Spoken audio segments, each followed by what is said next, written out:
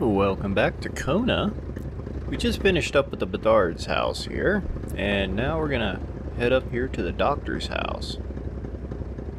Well, first we're gonna stop at the gas station and fill up that jerry can I picked up, and then we'll head over to the doctor's house. And I'll see you there.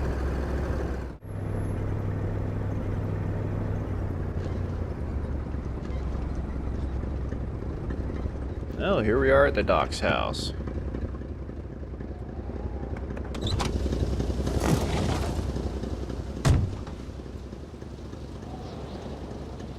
Yep. We've also got old Rosaire, Bluin, and Lamont.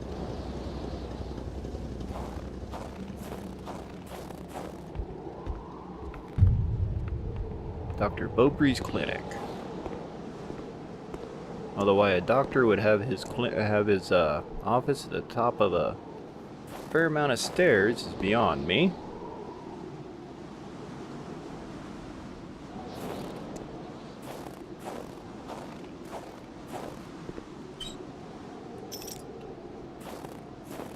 Can't you hide it a little better?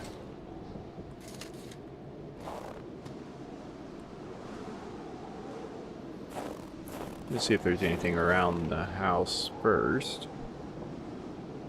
See more wolf prints.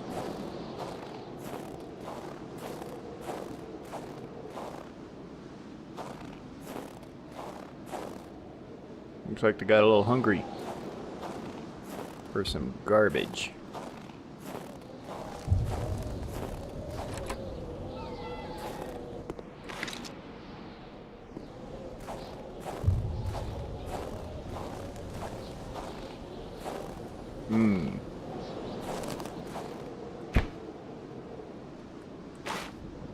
Duct tape.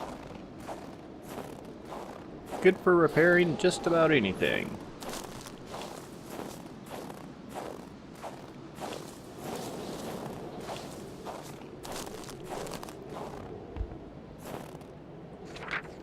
There should be a law forbidding doctors from falling sick. Medical emergency in town. The doctor there is sick. I'll be back soon. If he dies, I won't be returning. I'll have to replace him.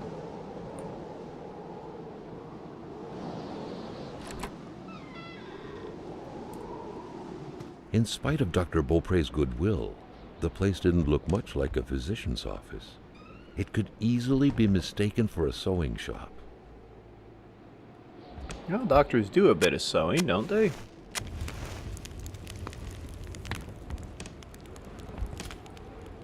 Isabelle Beaupré. Where's the light switch? For the one-eyed, or for other vision problems, the eye patch was the way to go. Something's clicking in here.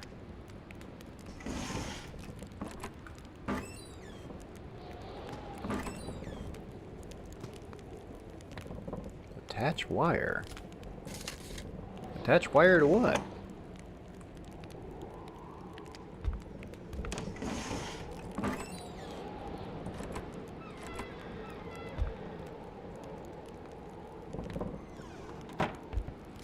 Carl got the trembles as he imagined the excruciating pain that kind of scalpel could no doubt inflict.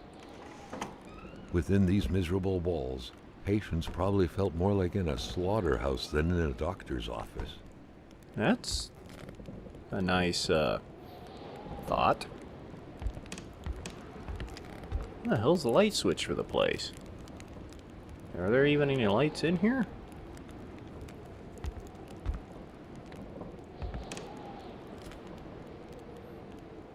Definitely a rustic doctor.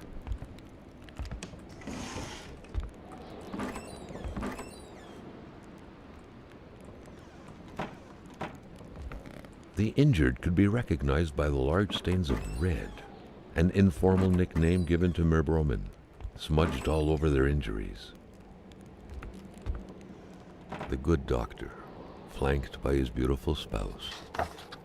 Pure happiness, captured on cardstock. Carl recognized this woman's soulful eyes, Was it Dr. Beaupre who had hit him head-on at the village border? I never did quite catch her name. The men called her Lori. She had a neck wound. There was so much blood. The bullet had done a lot of damage, probably hitting the cerebellum. It was hopeless. She had a cardiac arrest. The men had found her like this, they said. I doubt it. But in a small town like this, it's usually best to turn a blind eye. I've been told to step back from sending out the death certificate. This whole thing sickens me.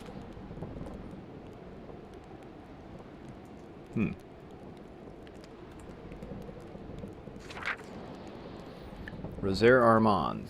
No medical explanation whatsoever can explain why old Rosaire is still alive. As we in the trade say, the only way to cure him is to kill him.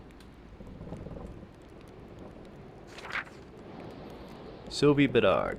All of her symptoms point to the same root cause. She's pregnant. She refuses it. She denies it. I'm willing to bet her husband is not the father. Let's just hope it's not Everett Lockhart, though, or she would have an illegitimate child and syphilis on her hands. There was no doubt that the doctor and Hamilton knew each other very well. William Joseph Hamilton. Haughty. Can't be cured. Chronic foot pain. Can't walk long distances. Rich. I'll cure him of that one day. Doctors used light-reflecting frontal mirrors to look inside the patient's cavities. That was a bit unsettling. But back then, it was pretty much always the case with medicine. Was this the woman shot? Someone had lost a few liters of blood here. Carl's first thought had been a lumber accident. Someone's hand cut by a saw, or a hunting accident. Hand would be down there. In any case, whoever had lost all this blood couldn't have gone far. Perhaps they were already dead.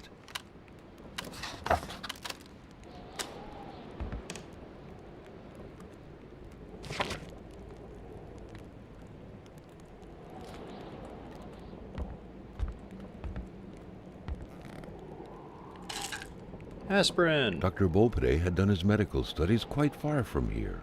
He was surely one of the first students out of the new campus to settle on the mountainside. Communist A Communist Manifesto. Manifesto. Only a few years ago, this type of allegiance meant prison time. And even at present, the Western world was very wary of the Soviet threat. Why would the doctor own such a book? Nobody kills a rich patient to start a revolution. It didn't make any sense. He had to dig deeper still to understand. Luckily, that was Carl Faubert's specialty.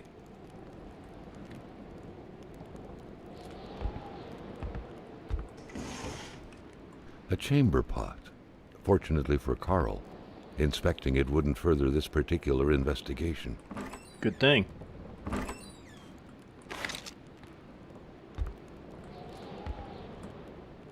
Storing a cool with constant temperature, they said. Okay. Oh. Earth doesn't look this big from here. The doctor is apparently fascinated by history. Well, there's not really all that much here.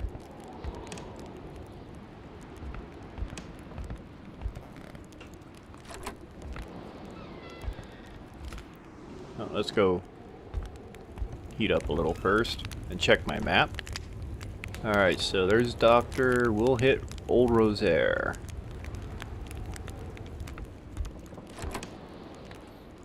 Is that Doctor's, yeah, this one was in the prior edition. Carl felt like he knew the doctor now. His belongings had spoken lengths about him. But what Carl had heard worried him.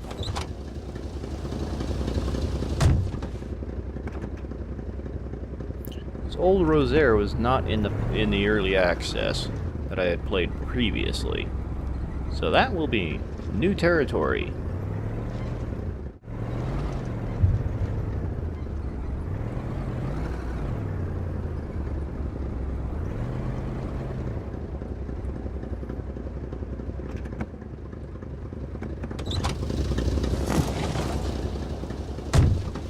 Alright, looks like we've got a shack, a boathouse, and a house.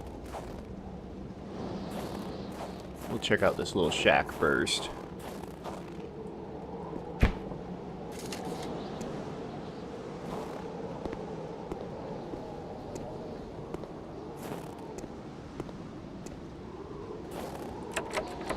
locked. Alright, let's check out the boathouse. Oh. It's not a boathouse. It's just a little observation platform?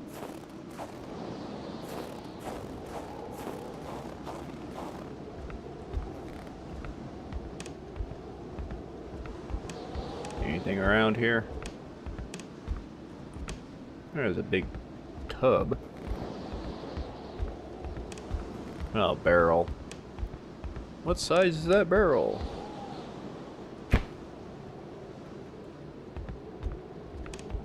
Let's see. Since this is... Oh, wrong button. Unknown area.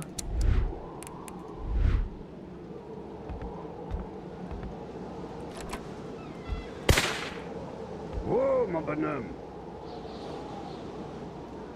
You tried to shoot me. Can I come in? What's your name?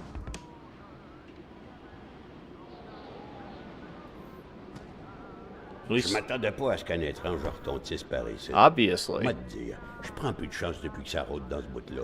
J'ai ma carabine au Thing? bout du doigt, et puis bang, bang, bang, si ça s'approche. You damn near shot me, that's for sure. And what thing are you talking about?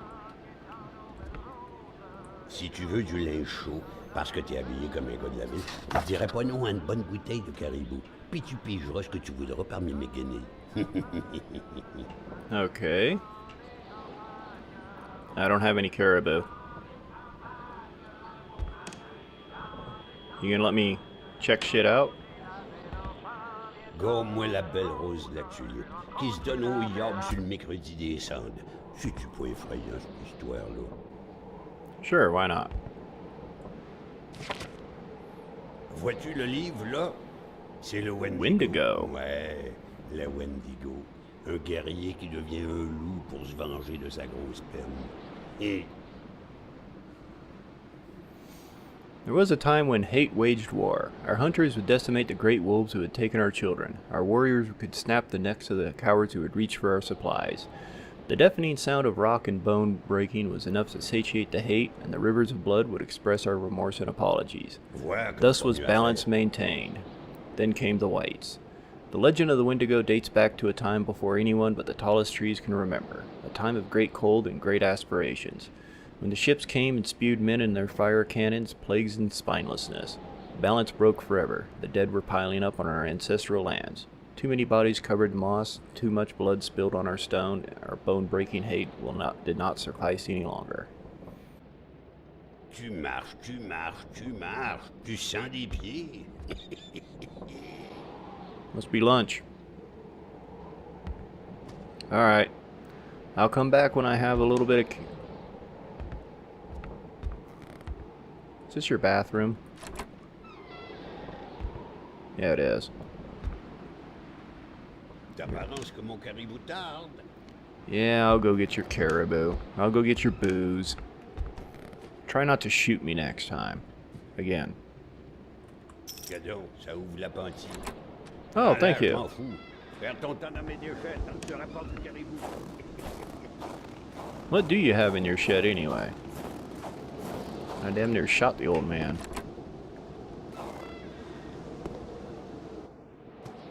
Alright, another jerry can. Oh, if I hit the gas station again, I'll get it filled up. So, it looks like it's supposed to be the Wendigo. Ooh, axe. An axe. Not too shabby. Carl felt he needed to protect himself. I don't remember any stories about the Wendigo freezing people, though. Might just be me. Or I might not just simply haven't read the right stories.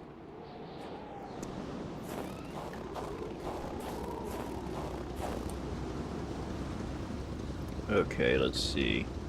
Alright, we'll hit Bluin. Blowin, whatever the name is. See you there.